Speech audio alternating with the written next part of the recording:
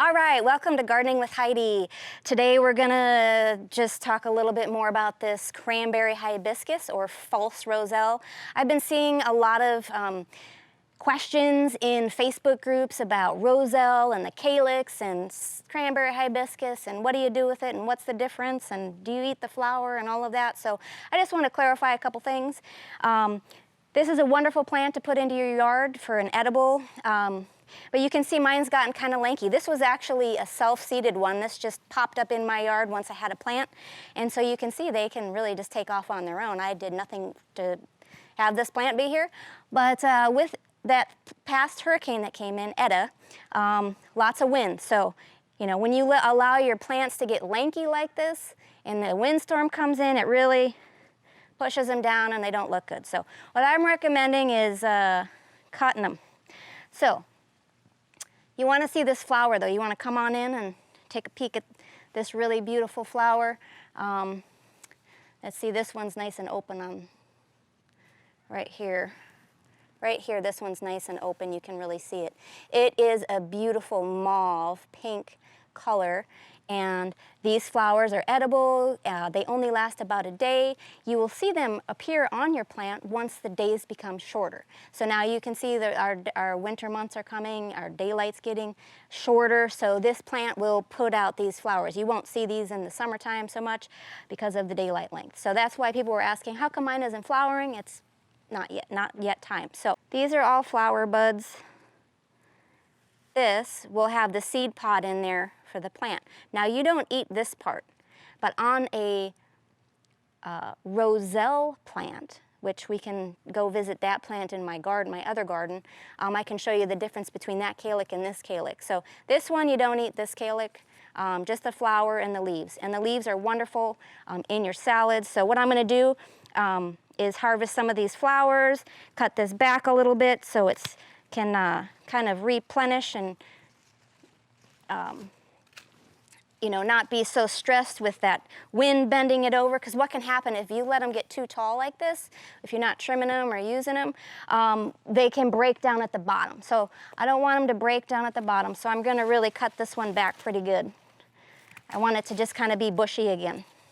So it'll kind of, I can take these and we're gonna take these over to the my little table over there, and I'm gonna show you how to trim these up and make a salad. Follow me?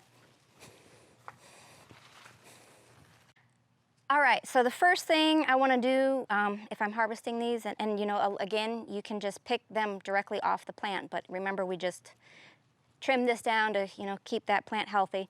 You're going to want to check for ants. Ants love when the flowers come up. There's some nice pollen on there that's sweet that they love. So you're going to want to just, you know, take a look at your plant and, you know, make sure there aren't any ants on there. But I'm going to want to pick all the flowers off first. And I like to do this outside too, because if there are ants, then they can go back to where they live and not in my house. So I'm going to do the flowers. Yesterday I actually made a tea out of these, and you're just going to boil some water and just pour it over it.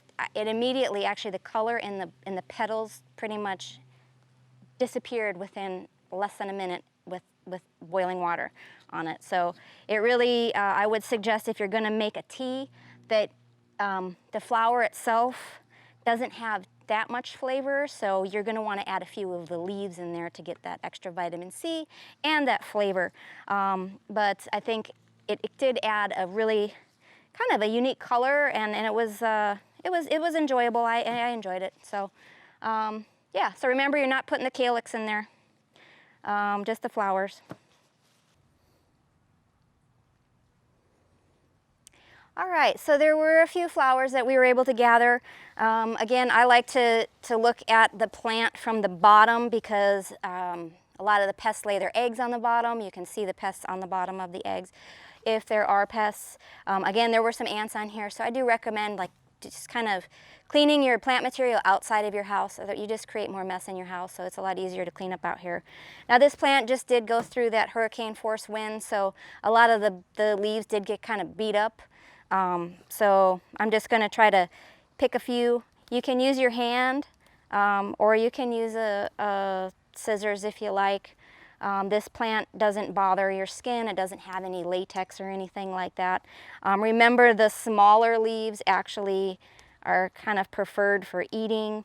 What you want to do is you can just layer this in with some paper towel in a Tupperware, put it in your food crisper, and they'll last for a few days, and just add a couple leaves into your salad, your spinach, and you can also cook this as well. High in vitamin C, it's just a great plant. Yeah, so it takes time to process this stuff, but it's just a great plant for your yard. It's great for your diet. So I encourage you doing it, and that's just kind of what you do. It's pretty simple.